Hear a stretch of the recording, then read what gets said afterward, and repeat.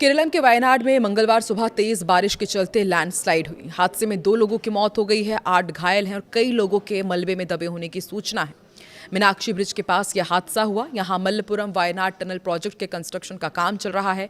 Tunnel से मिट्टी निकालकर बाहर जमा की जा रही थी। बारिश के चलते मिट्टी खिसक गई, जिससे पेड़ उखड़ गए, बैरिकेड भी बह गए। हादसे का सीसीटीवी फुटेज सामने आया है, जिसमें आप देख सकते हैं कि किस तरीके से सुरंग से तेज लहर के साथ आया मलबा एक टैंकर को तिनके की तरह बहा कर ले जाता है। 2 लोग इस मलबे में फंस गए।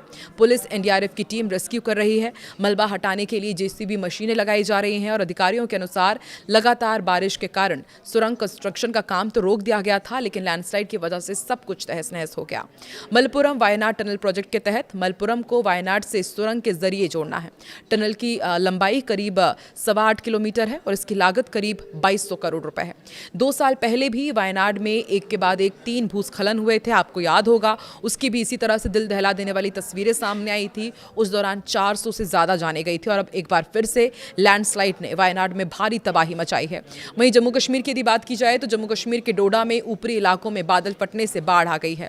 पहाड़ों से पत्थर और मलबा गिरने से घर और दुकानों को नुकसान पहुंचा है। सड़कों पर कई गाड़ियां मलबे में दब गई, बहती हुई नजर आई। महाराष्ट्र के कई जिलों में भी लगातार भारी बारिश हो रही है। मुंबई में पिछले 48 घंटे में करीब 15 इंच बारिश दर्ज की गई है और आईएमडी ने आने वाले दिनों के लिए भी ऑरेंज अलर्ट जारी किया है। मुंबई के सभी सरकारी और निजी स्कूलों और कॉलेजेस में छुट्टी घोषित कर दी गई है। नासिक में भी सभी स्कूल और कॉलेज बंद रहे। त्र्यंबकेश्वर मंदिर और महाराष्ट्र के 3.5 शक्तिपीठों में शामिल सप्तशृंगी मंदिर में श्रद्धालुओं के लिए कपाट बंद रखे गए। मध्य प्रदेश की यदि बात की जाए तो पिछले 24 घंटे में 35 से ज्यादा जिलों में बारिश हुई है। खजुराहो में सबसे ज्यादा 4.4 इंच बारिश दर्ज की गई। बमीठा में नेशनल हाईवे 39 पर 3 फीट तक पानी भर गया। बालाघाट में भी महाराष्ट्र सीमा से लगी बाघ नदी उफान पर आने से किरनापुर लांजी मार्ग पर पुल निर्माण में लगी कार, जेसीबी और लोडर तेज बहाव में बहते नजर आए।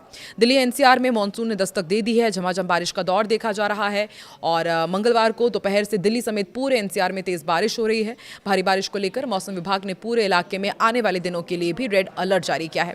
बारिश के बाद दिल्ली वालों को उमस और गर्मी से कुछ राहत जरूर मिली है और मौसम विभाग का कहना है कि अगले 2 दिनों तक राजधानी में बारिश और तेज हवाओं का दौर अब भी जारी रहेगा।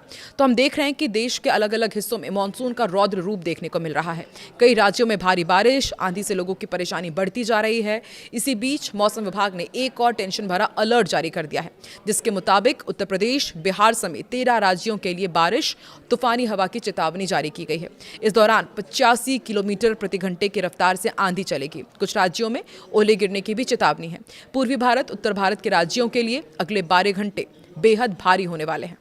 आकाशीय बिजली, वज्रपात का कहर भी देखने को मिल सकता है।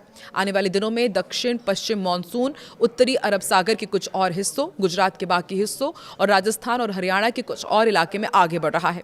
निचली टेप्रोस्कोपिक जो स्तर पर दक्षिण पश्चिम राजस्थान और उसके आसपास के इलाके हैं, वहां पर ऊपरी हवा का चक्रवाती परिसंचरण बना हुआ है। अब आपको बताते हैं कि आने वाले दिनों में जो देश के दूसरे हिस्से हैं, वहां पर मौसम का हाल कैसे रहेगा।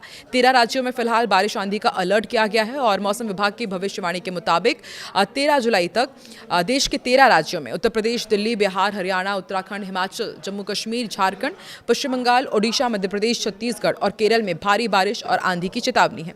इस दौरान तेज हवा की झोंके लोगों की मुश्किलें बढ़ाएंगी। किसानों और मछुआरों को सुरक्षित स्थानों पर जाने की सलाह दी गई है।